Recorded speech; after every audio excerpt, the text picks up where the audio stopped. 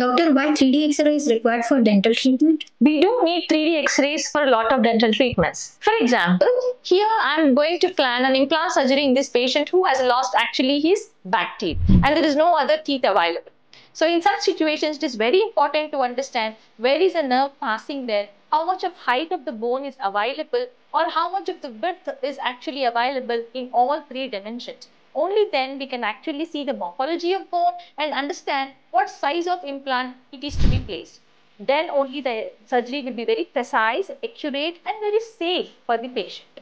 Not only for implant, a lot of other treatments also like failed root canal treatments or in cases of diagnosis which cannot be done in a 2D, it is very important that we see in a third dimension.